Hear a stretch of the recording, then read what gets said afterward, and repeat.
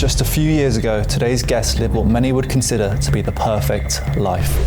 Justin St. Paul had a world-class physique, hundreds of thousands of followers, and was working with the biggest brands in the world. And then one day, he logged out for the final time. In this episode, we'll find out why. It did very much become a thing of now I'm just comparing myself to this person online or this other influencer, this other fitness person. If you've ever considered starting again, then lock in for this conversation because this might just be what you need. It's a very forced world. And if you enjoy this episode, please consider subscribing and following if you can. We're just getting started and our mission is clear, to bring you the best guests with the most impactful life lessons. What's my advice to those people? I'm Louis Alexander. Welcome to If You Can.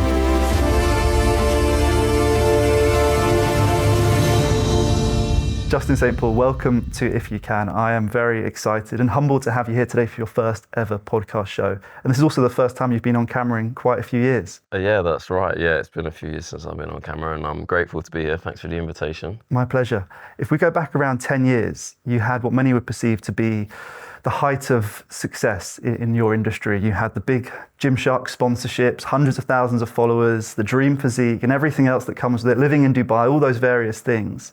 And you decided to step away. Why?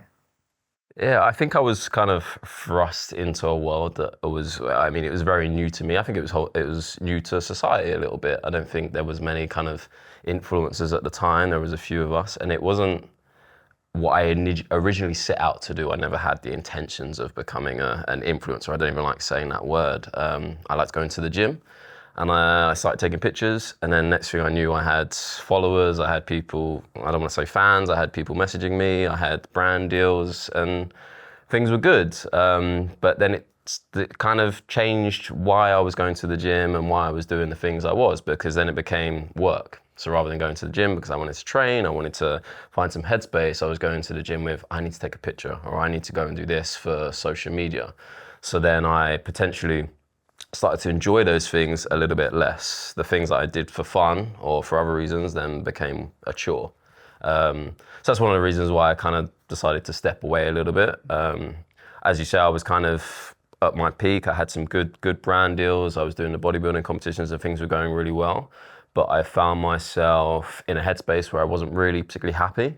And I ended up, as I say, taking a step back and then going back into personal training full time. And when you take those steps away from the online world and social media, how quickly do you return to the enjoyment and the passion of why you started in the first place? Does it happen like that once you step away, or does it take some time to relearn that initial passion? No, I'd say it almost came back straight away because I could get into the gym with no pressure. I was going to the gym now for the reasons why I started.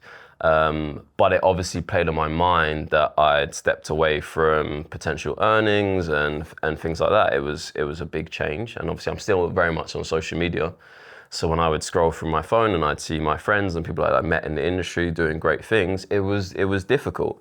And I feel like the only way I was able to look past that was by doing other things. So getting a full-time job, PTing full-time, etc., was the only way I could kind of distract myself maybe and just think, okay, well, I'm going to the gym now because I enjoy it. So I'm enjoying the gym way much more. I'm earning enough money to live and survive. And I'm meeting lots of people, talking to lots of people rather than just kind of doing the whole social media stuff.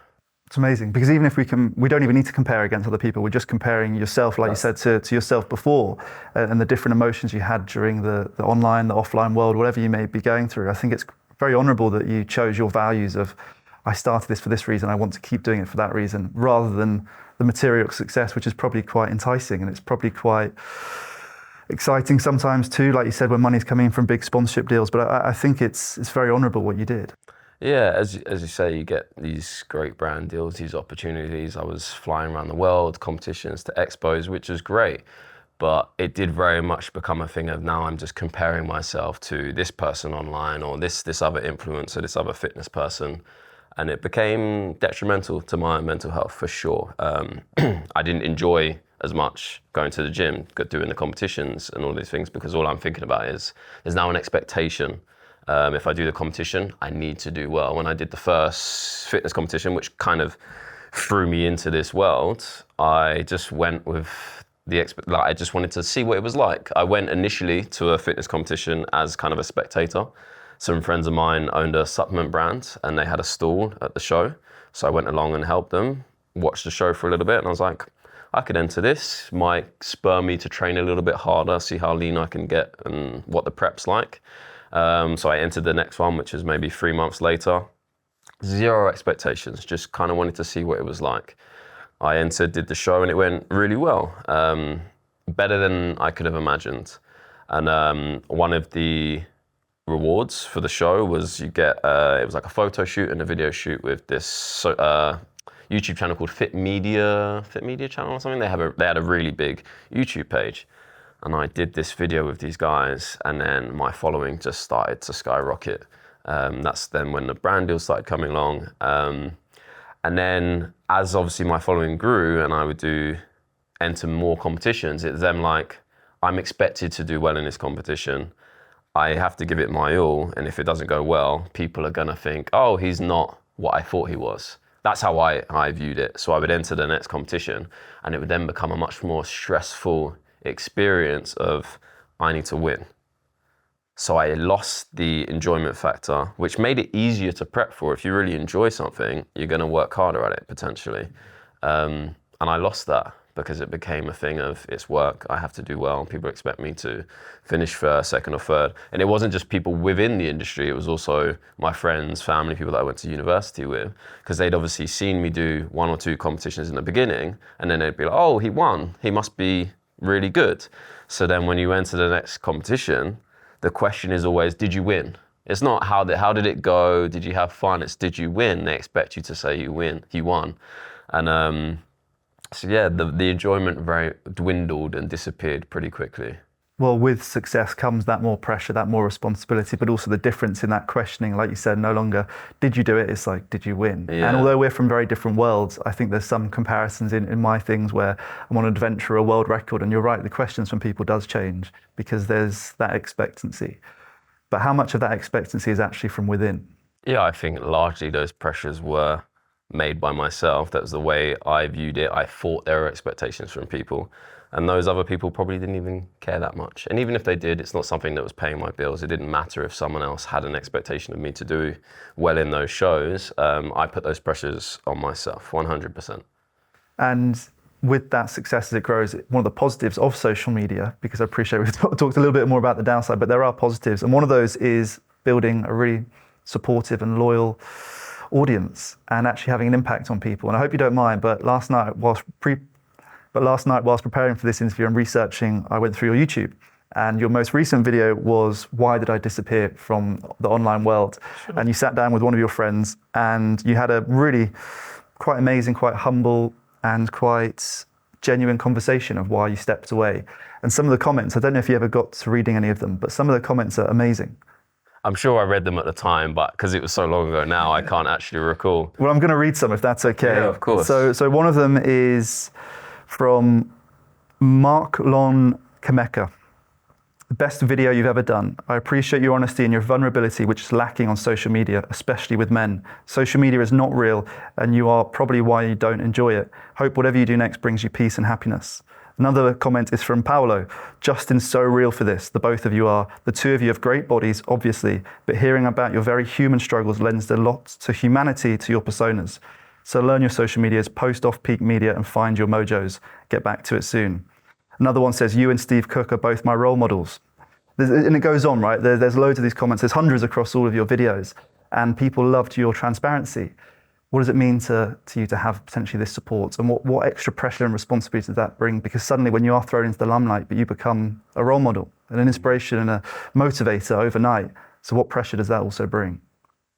I don't know. I feel like that's quite reassuring that potentially I'm not alone in how I view social media, and I feel like it's a very forced and almost superficial world, and that it didn't really sit right with me.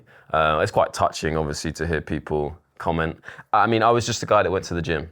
That was it. I went to the gym and I started taking pictures, because at the time you couldn't even put videos on Instagram, and Instagram was my main thing. And to hear that people say things like this, it means a lot. And it does make me feel like I should go back and I should try and push a little bit harder and return to making some content, and maybe content that's a little bit more authentic and shows that a little bit more of that side. Another one from Lewis. You're one of the realest guys around. Look forward to seeing what you can achieve. I think these are amazing comments. They are. And they're genuine and they're real people.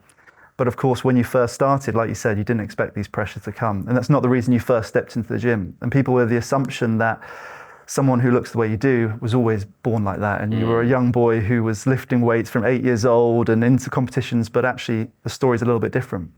Did you step into that gym for the first time? Just before we go on to why I stepped into the gym, I just wanted to say it's unfortunate that I think with a lot of us on social media in the world is that we fixate on the negative more than the positive. And I used to get the odds negative comment, as we all do. You put yourself in front and out into the world, and some people don't like it, whether that's a problem with them or whatever it is. And you could get 20 nice comments, but the only one I would ever remember or fixate on would be the negative comment.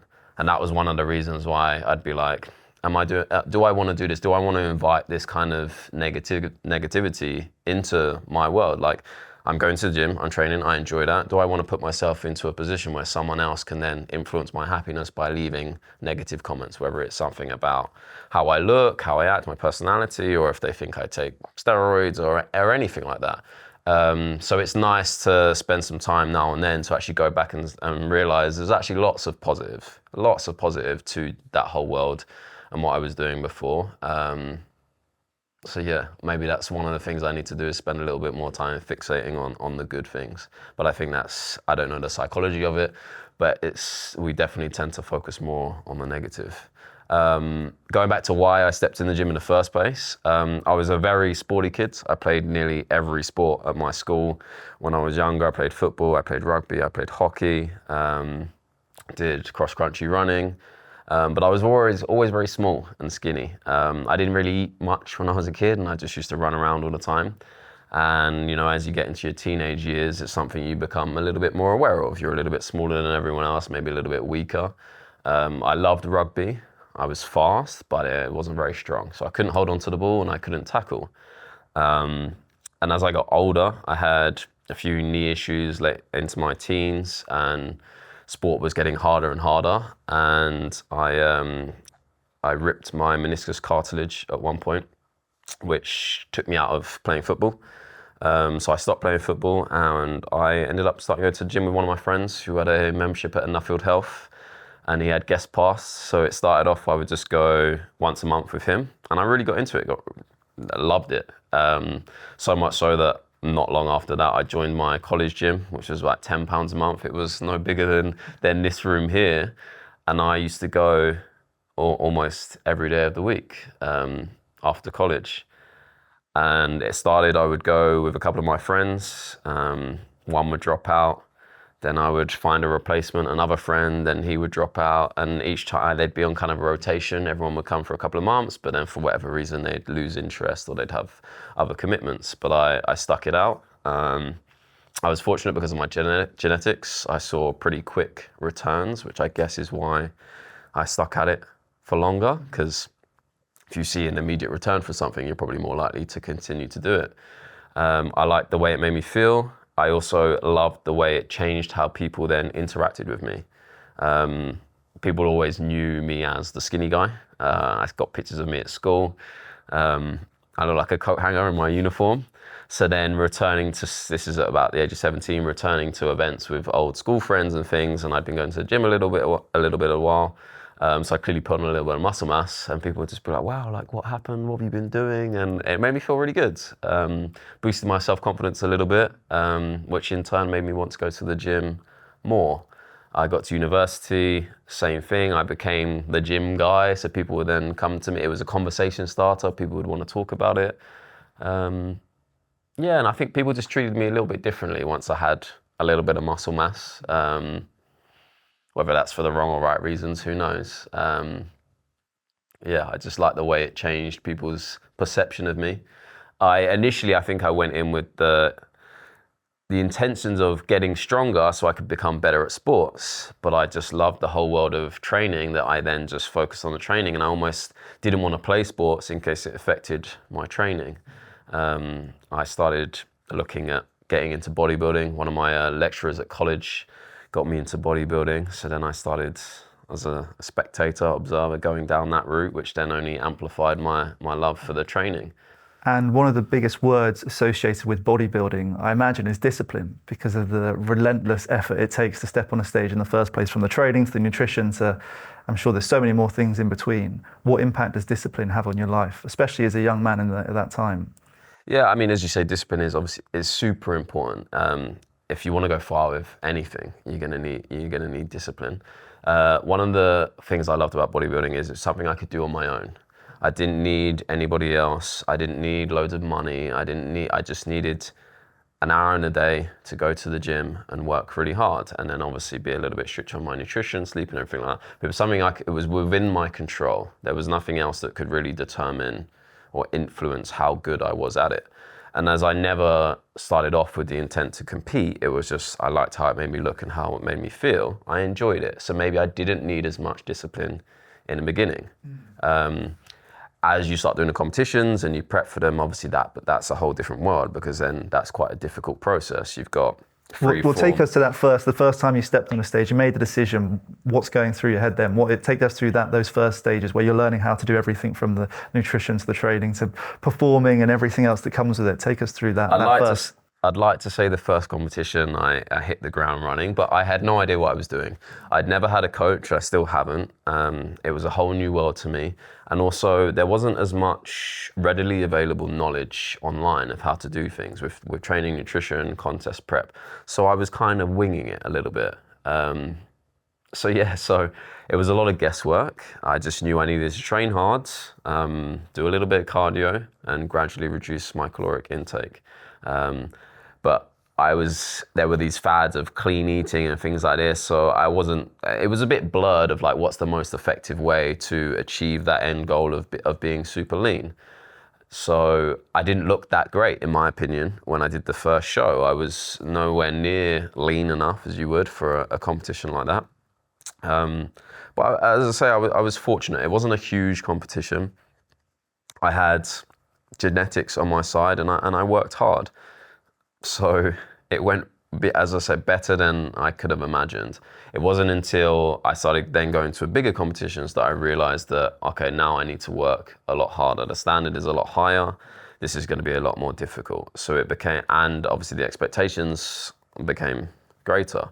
So then it became more and more difficult. So the prep period where I'd be training weight sessions for an hour and a half, 2 hours a day, doing cardio every day, and then eating broccoli and chicken and rice every day, became a little difficult. So that's when you needed the discipline. As you get closer to competition, it gets harder and harder. So it was tough, but I knew if I do the competition, I'm probably going to get sponsorship deals. There were rewards at the end of it. As well as it gave me something to document on the social media. So it gave me something to take a picture of, to film, to talk about, which definitely helped me then grow the channels. There wasn't as many competitions at the time. There also weren't as many people competing in fitness. Whereas you look at the industry now, it's absolutely huge. There's competitions every weekend. There's also different types of competitions. You've got things like High Rocks now popping up. You've got all these different games and CrossFit and whatnot. And then you've got, as a result, thousands of people on social media talking about their journey, giving you training tips, nutrition tips. I remember when I was prepping for my shows, you had to scan through forums and things online to try and find information of like, what's the best way to train. There was a website called bodybuilding.com that used to have forums, and we'd all be talking on the forums. Then there was a website called Testosterone Nation. I don't know if these sites even exist anymore, but fortunately we have lots of great minds that are now, wouldn't have been on social media previously, but were behind the scenes doing the research. A lot of them now are actually on social media, so you can get so much knowledge and information just at your fingertips. Quitting, starting again, changing your lifestyle. I think it's something we've all considered at one time or another. In my experience, starting small is often the best course of action. So let me share something that could help. This is Bob, a refillable body wash that reduces plastic waste. It's good for the skin and the planet, and it's completely travel proof. If you're looking to make positive change, then this could be a great place to start. I can't thank the team at Bob enough for their support. And if you stay until the end of this conversation with Justin, we'll be celebrating Bob's Everyday Hero, which is your chance to get your hands on your own Bob shower pack. If you want to find out more, just click the link in the description. But for now, let's get back to it. Many of us have dream physiques, right? I think everyone does, regardless of gender and age and everything else in between. We have, this is what we'd like to look like. And you, whether or not you felt that, you achieved that by other people's standards. What is the side that we don't see behind that relentless pursuit to look a certain way, to achieve this dream physique? What is it that people don't see? What's the reality? I think some people will sit here and they would say it's really difficult and you have to really try hard at it. I guess that depends on what your goal is, but it shouldn't have to be that hard, depending on what your starting point is. And obviously, if you've lived with certain habits for 20 years, then it's obviously going to be more difficult for you. But I definitely believe people overcomplicate it. It's about finding what works for you. I'm sure that saying is used all the time. But if someone tells you you need to wake up at 5 a.m. and do cardio and then go to the gym and then you can only eat broccoli every day, and that doesn't sound like it's going to work for you, then it's probably not. You might be able to do it for 2 weeks and then you spend 1 week where you're like, F that, I'm going to eat pizza every day and lie until 10. So that wasn't a good program for you or whatever. So it's finding the easiest way to get there. It might take a little bit longer depending on how easy you want it, but it's achievable. Again, I've got good genetics. I've had it easier than most people. I'm not going to say it was extremely hard for me because I enjoyed it. I really enjoyed the training. I enjoyed the results it gave me, which made me work harder. It was never a huge chore to go to the gym.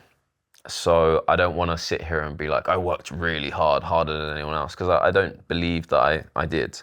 I'm sure there's many people that work just as hard as me in the gym, but maybe haven't achieved what they want. My favorite word that you've just said is you enjoyed it, because we do work so much harder when we enjoy something, and sometimes we don't realize actually the discipline, the effort, the sacrifice that we've put into it. And I feel the same with some of my adventures, is actually I love what I do.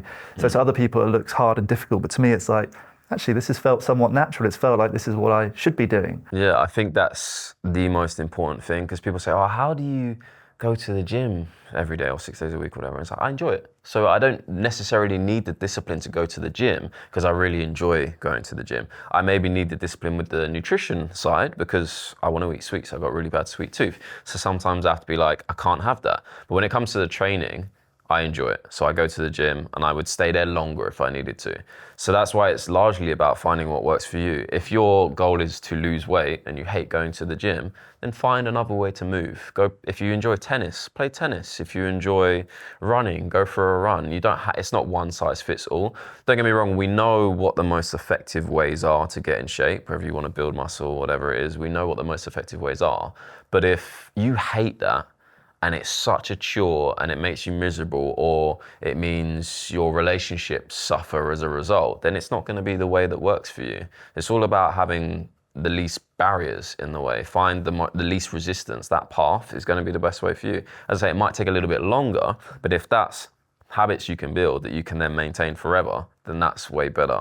It's like you don't really want to see changing your nutrition as a diet, because if let's say, for example, if you want to lose weight, one of the mistakes people make is they're like, I'm going on a diet. So that means it has an end. So if I want to lose weight, I'm a little bit overweight, and I go, I want to lose weight on a diet. And they've got this goal in mind. They work hard, and maybe the diet is great, and they do it for 6 weeks, they lose the desired amount of weight. But then what happens at the end of that 6 weeks? That diet is now over. So then they're going to return to normality. So you shouldn't really view it as a diet, as like the short-term thing. You need to see it as a lifestyle change. So you need to take a step back and say, what was I doing, maybe wrong, to get me to where I am now? And what can I do to get me where I'm at, but keep me there? Because that's the most important thing, is keeping you there. Because if you can stick to a diet for 12 weeks, but it sucks, but it gets you where you want to be, are you going to then be able to stay at that level for the next 12 weeks and the 12 weeks after that? Probably not, because the competition prep is a perfect example. Like, you get down to this 3% body fat or whatever it is, you train really hard, you diet really hard, but you know you're not planning to stay at that level because it would be physically impossible.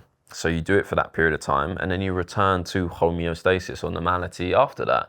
So that should be then approaches that you know that you can maintain to be where you want to be. Obviously, if you've got unrealistic goals, you want to be 3% body fat all year round, or you want to be 140 kilos of muscle mass, then it's going to be difficult and you might need a little bit more discipline or some extra help. But maybe those are unrealistic goals. But for most people, it's possible just by finding the least path of resistance and being patient. I'm going on a diet kind of sounds like I'm going on a holiday. That's just the wrong, because there's loads of evidence to suggest that diets don't work and people yo-yo, because the diet finishes, you return, and then you diet again, same thing happens. That's why, I'm going on holiday, I'm going to lose a few pounds for the holiday. It's like, well, but why didn't you just maintain that weight or that goal physique all the time? It's too hard, I don't want to have to do all that work. But then that means you've taken the wrong approach. I'm not saying it's easy for everyone to walk around with abs. I think that's an unrealistic goal. But you can achieve a physique, if we're solely talking about visual, that most people would be happy with without too much difficulty. And what lesson can we take from that? Say, we're talking about nutrition here, but actually that represents so many different things in life that we have to build a lifestyle and a habit for. Well, it's actually not a habit, really. It's a permanent change that we're striving for. What advice and lessons can we take from that, and what you potentially had to go through to get to 3% body fat, which is insane, that we can actually put into every part of our life? It's enjoyment. Find the least path of resistance, find a way to enjoy it, and then you're going to stick at it. Whether it's your work, what was that job you love? I don't know if you saw that woman's podcast. She said, don't love your job your love. Like if you enjoy something, you're more likely to work harder at it, you're more likely to stick at it, and you can apply that to everything. And obviously some things you're just not going to enjoy, and then you require a little bit of discipline in that realm. But it's like, you don't need discipline to brush your teeth every morning, really. So it's like creating habits, have things as part of the routine that are maybe non-negotiables, and it's going to be much easier to stick to. Well, lifestyle is definitely the goal for most parts of our life, but sometimes for all of us, there is a moment where we have to, some would call it locking in, and we'd have to totally focus in on something, whether it's someone preparing for their final university exam, whether it's me preparing for an adventure, whether it's someone else preparing for a one-off performance of something. What can we take from the journey you had to go to get to the stages you did when you won on stage? What did you learn along there, which actually we can all take from, without ever having to step onto a stage ourselves? I think for the same reason that I entered the first competition, is I learned how much I could push myself. Prior to that, like I keep saying, I enjoyed the training, but when you're prepping for those shows, you no longer enjoy it. It becomes really hard. Your energy is really low, and there's a reason you're doing it. You're getting on stage in front of loads of people. There's whatever expectations. So I learned how far I could really push myself when it came to the training and nutrition. I maybe unlocked a level of locking in that I didn't know I was capable of.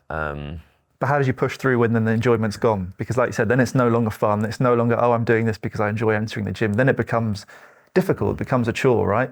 And then you are choosing discipline over motivation, all these different things. But how do you actually push through?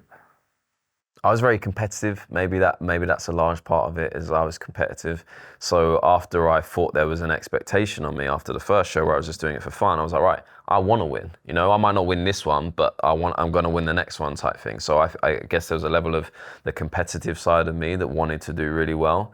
And it was also the fear of embarrassment, because I knew I was stepping on stage in little pants or whatever, little underwear. I needed to look like what people were hoping, what people were expecting. I needed to look like I deserved to be there. I couldn't spend 12, 16 weeks prepping for this show and not consider the end result of me being on stage and not looking how I needed to look. And then, because that definitely happened in a couple of shows where I was not ready, or I messed up in my prep, I did a few things wrong, and then I was embarrassed. And going back to social media, is I didn't want to then post about it. I didn't want to talk about it because I felt like I'd let myself down and maybe let sponsors down or followers down. I look back now and I feel like maybe that's something I should have been more likely to document, because people want to see that side maybe even more. They don't want to always see the wins. I think often people need to see the losses a little bit more and understand that social media is everybody's highlights. Everyone only ever posts when they go on holiday or when they get the new car, or they only ever post the great things. Maybe we need to post, particularly as like an influencer, maybe that's a responsibility that some people should have, is like show some of the downsides, show the negative side, show the hard work and stuff that goes into it, not just the end results. You're now in a place where you are still training, but of course you're also helping train others now. You're helping other people chase their dreams and their own dream physique or an athletic goal or whatever it may be. What's the difference in that responsibility when it's no longer your dream you're supporting, but someone else's? Is that something you enjoy? It's definitely something I enjoy. Yeah, I couldn't see myself not training other people. I love coaching people. I love training people, and I love the whole. Someone walks through the door. They say they have a goal in mind. They've been trying to achieve it, and it just hasn't materialized. And then you give them the tools to reach that goal. That's an amazing feeling when you. Particularly if someone's a little bit overweight and they've always tried to get down to this dream physique, and then you're able to help make it happen is an amazing feeling. Improving people's health in particular, not just the superficial of getting someone abs, but someone comes in and then maybe they're pre-diabetic or something like that, and you're able to turn that around is an amazing feeling. And it's real, right? It's sometimes what we lack on social media, where we can't see the other person on the screen. This is like you're actually seeing someone in front of you every day, every week for months, years, improve and know you're part of it. But as well as supporting other people's dreams, you're of course still training. And I'm sure lots of people are excited and maybe slightly nervous to hear, are you returning? Because they want you to. And what's the answer? Is that something you're thinking of doing? And if so, what are you going to do differently this time? Yeah, I mean, I entertain the idea of returning to social media every week. I definitely intend on getting back on. So yeah, I think this will be the year that I return. It's been far too long since I've been on social media. I just need to find a way that it fits into my life and not make my life social media. It's never gonna be my full-time commitment. I don't want it to get in the way of my training and me training other people, because that's really what I enjoy doing. I don't want to take the enjoyment away from the training and make it become a job. But I think there's a few people that maybe want me to come back, and I've promised many people that I would. So I would love to return to social media. I want to do it right, and I want to give people good content, not just topless selfies and nonsense. So I want to provide some value. I'm sure you will. And that's what people want to see. And as those comments showed 4 years ago, people are excited, and no doubt they're even more excited now. So I want to wish you all the very best for that return, or whatever may be next for you. And thank you again for coming on If You Can and sharing the true side of your story, because we're really grateful. Thank you so much, Louis. It's been a pleasure. Thank you. Thank you. Thanks. Hi everyone, and thank you for tuning into this week's episode of If You Can with the brilliant Justin St. Paul. Thank you, Justin, as well, for coming on the show, trusting us with your story, your first time on camera in 4 years. I really enjoyed the conversation. I'm sure everyone is going to take away so much from it, and so much from your vulnerability too. And it's pretty incredible to think now what we've achieved in just 5 episodes of If You Can. From actors to adventurers, cancer surgeons to ventriloquists to now an award-winning bodybuilder. We've achieved so much, and over 140,000 combined listens and views across all platforms. So thank you. I'm so proud of that. So please do continue supporting and following, liking, subscribing, leaving 5-star reviews, everything you can do on these various platforms across YouTube and Spotify and Apple. It helps us enormously and allows us to continue delivering these great conversations with great leaders and pioneers, with the brilliant lessons too. So thank you. But it's now time, of course, for Bob's Everyday Hero, our weekly segment to finish the show, where we give a shout out and a thank you and a big well done to someone from our community who's achieved something great. Of any size, of any scale, just have to send us in your story to louis@ifyoucanhq.com. That's louis@ifyoucanhq.com to be nominated. And you can nominate yourself, a friend, a family member, a colleague, anyone. Just have to send us an email. And this week's email is from Brett, and I'm going to read his email to you now. Hi Louis, I just want to say thanks for the episode with Mr. Giles Davies. I'm currently training as a junior doctor, and hearing him talk about pressure and failure and staying human in such a high stakes career gave me the boost that I didn't know I needed. Decompressing after a difficult case and keeping family and values at the centre really hit home for me. Medicine sometimes feels overwhelming, and that conversation reminded me of why I chose this path in the first place. Please pass on my thanks to Mr. Davies. Best wishes, Brett. Wow, Brett, thank you, first of all, for sending us an email. It's so great that you've listened and were able to take away something from that brilliant episode with Giles. I learned an awful amount, and I can only imagine the pressures and the challenges you face as a junior doctor. It must be insane. So just want to wish you all the very best on your journey, a message to keep going, to never give up. I'm sure you will absolutely get there. And, you know, Dr. Davies was an inspiration and is an inspiration to all of us from all different careers. So I'm sure he's a great role model for you in your own industry. So we're going to send you out Bob Shower Pack to support you on your journey, hopefully help with some of those early mornings, those late nights, and all the training and travel you have to do for your career. But we do want to wish you all the very, very best. And thank you as well for choosing such an incredible career that's going to help so many people. Best wishes, Brett. And thank you as well to everyone who's tuned into this week's episode. We will see you next week for the next installment of If You Can. See you then. Bye now.